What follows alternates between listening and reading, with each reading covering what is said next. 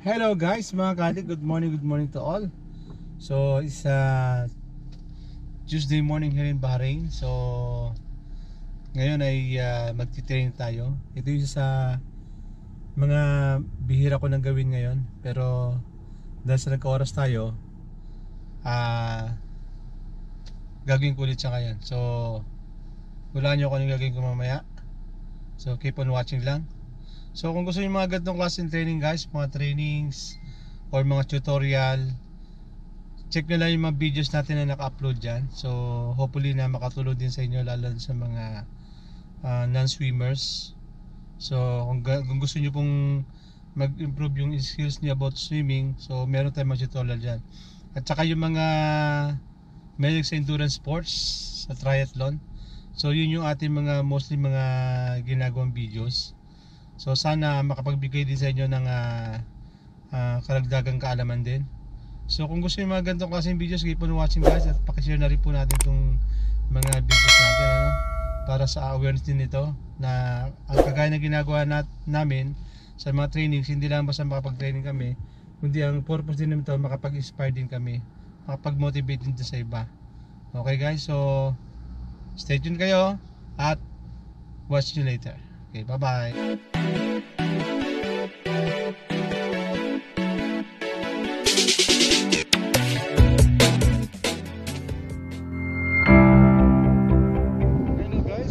Good morning. Nandito tayo sa location kung saan tayo magti-training. So ikot ko lang kayo kung ano meron sa area na to. Diba? Tabing dagat. Okay. So ngayon ay mag-running tayo. Ito yung sinasabi ko na matagal ko nang hindi nagagawa. So sana makapag running tayo ng maayos ngayon. So slow pace lang muna tayo kasi magbabalik training tayo sa running. So tunti lang muna kung ano lang yung kaya. Importante makapag-training tayo. Okay guys, so of course lagi naman natin ginagawa bago tayo kumuha ng mga trainings. Importante is okay talaga na meron tayong warm up or stretching na tinatawag, no? So kailangan na may stretching tayo. So guys, so standby lang kayo. So sana makaran tayo ng maayos ngayon. Mag-stretching muna tayo. Okay?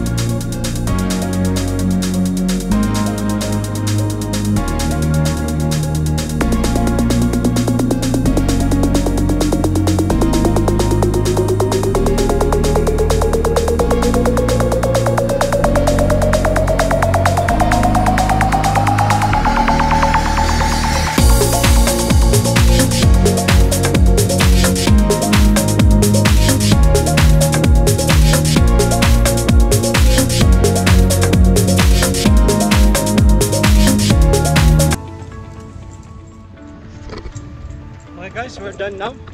So nagre-recover na lang tayo. Hirap kasi mag-vlog na nagrarunning kayo. Hindi ka makapag-concentrate. So pero ngayon tapos na naman tayo, kaya okay lang. So at least na-conquer ko naman yung isang ikot nito. Mabot din ako ng 5.3 kilometers.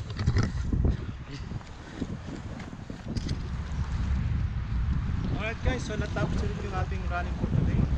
So naka-isang round tayo rito. Mabot siya ng 5.30 kilometers yung dinakbo natin. So after natin matapos, so kailangan pa rin tayo mag-cool down. So dapat before and after, ginagawa pa natin yung stretching. Sabi ko nga, for the beginning, kailangan lagi yung stretching. So hanggang sa matapos tayo, dapat tayong cool down na tawag. So mga ganun lang din yung routine natin. At least ma-stress ulit yung mga muscles.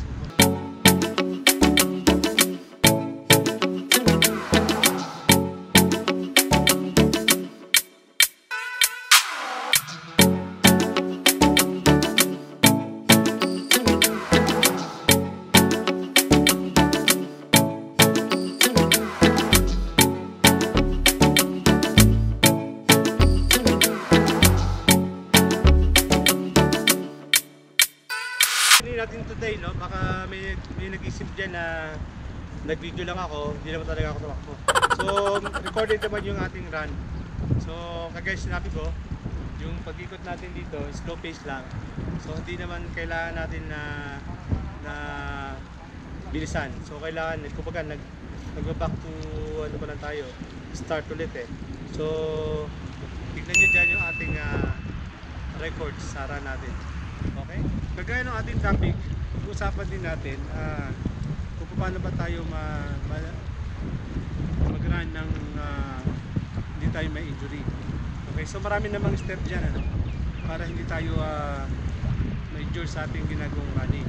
So, alam ko iba sa inyo ay mas maraming alam in terms of stretching, yung mga lalo na yung mga matatagal nagla-running. Ito naman para sa mga baguhan lang Ito ay based sa experience ko. So, before tayo mag-run, kailangan talaga number 1 ay meron tayong enough sleep.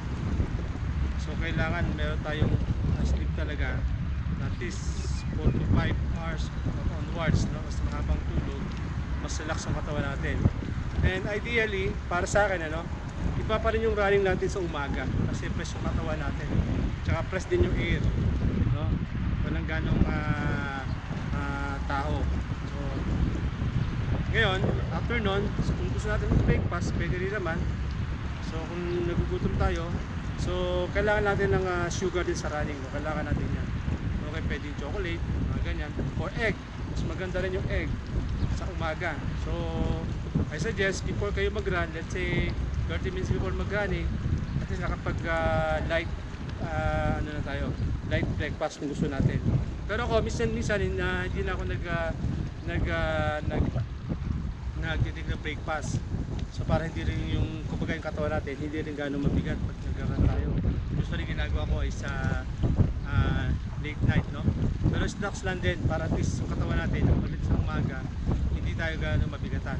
Okay, so ano ba yung mga kuha natin, importante para ma-avoid natin injury sa running. So dapat alam din natin yung heart rate na tinatawag. Importante rin yan, no? So hindi lang basta tumakbo tayo, di ba? So kailangan natin yung heart rate natin, yung heart rate na tinatawag. So depende yan sa edad natin, mag-ibig sa edad natin yan, yung heart rate natin. Para yung maximize ng heart rate natin, dapat hindi tayo mag-overexceed doon, yung hanggang doon lang tayo. Okay? So kasi ang nangyayari kapag nag-over tayo doon at piniga natin yung sarili natin, na-overtrain tayo, nahihirapan yung puso natin, di ba? So nagiging cause din yun ng mga cardiac arrest sa iba. So yun yung mga bagay na dapat nating iwasan. Okay? So iba naman ang ginagawa natin para ma-less ang injuries. So kailangan din talaga ay meron tayong mga location area na alam natin na safe tayo. Okay? So dapat iwas tayo doon sa mga tabing daan or highway kung saan malapit maraming sasakyan. So mas ideally, mas maganda tayo mag-run sa mga park na kagaya itong pag na ginagawa ko, tinatakbuhan ko. Pero meron din naman mga area na may halimbawa iikot ka, so may highway pero at least may distansya, malayo tayo sa sasakyan. So isa importante yung location na ginagawa natin, dapat safe din yon. Okay, para ma-avoid natin any incident ng mga injuries. Okay guys, so sana yung video na to ay nakatulong sa inyo, lalo dun sa mga beginner na nag-start mag-run. Baka meron sa inyo ay basta nag-run na lang, hindi pa alam talaga yung process na pag-run. Okay, at saka isa pa nga pala, so kailangan din natin ng practice sa running. Okay, kailangan yung medyo light clothes at isusuot natin para makagalaw tayo ng maayos. Okay, so I suggest din na maglagay kayo ng mga sa ulo, banyo. Kasi minsan di ba pag nag-sweating tayo, minsan yung pawis natin tumutulo yan, nakaka-irritate sa pagtakbo natin, di ba? At saka kailangan din natin na mag-shades, lalo na kung may maaraw. So protected din yan no? So yun yung mga kailangan natin for safety. So of course yung shoes, so sa shoes naman kailangan saan ka komportable. Saka of course ang pipiliin natin yung shoes, yung pang running shoes talaga. So marami rin kasi ng klase ng pang running shoes depende rin sa sa target natin kung pang endurance ba yung shoes natin or pang sprint ba yung gusto natin. So maraming klaseng shoes sa pang running. So kailangan lang hindi naman pinag-usapan dito branded yung shoes mo, okay na no. Kahit mga hindi naman branded shoes mo at komportable ka, nakaramdam ka na maganda yung fit dun sa paa mo, di ba? So okay 'yon. At least isa 'yon kasi sa nagiging cause ng injuries yung shoes natin kapag hindi proper, di ba? So yung sa pag-running naman, yung usually naman sa iba sa atin pag medyo nasa 30 to 40 years old na, hindi na talaga nakapag-run ng mabilis, so yung jogging ang ginagawa nila. So okay din naman 'yon. Ang importante lang doon, maging daily routine natin yung exercise. Yun naman ang main purpose natin doon, di ba? So kailangan maigalaw natin yung katawan natin. So ano guys, nakatulong sa inyo yung video na to. So para doon sa mga gusto na klase ng videos, mga trainings, okay ba, at mga tutorial. So sana share natin yung ating vlog para makapag-inspire din tayo sa iba at makapag-motivate tayo. Okay guys, so lagi namin nire-remind sa inyo lahat. So stay safe, fit, and healthy. Alright, bye-bye.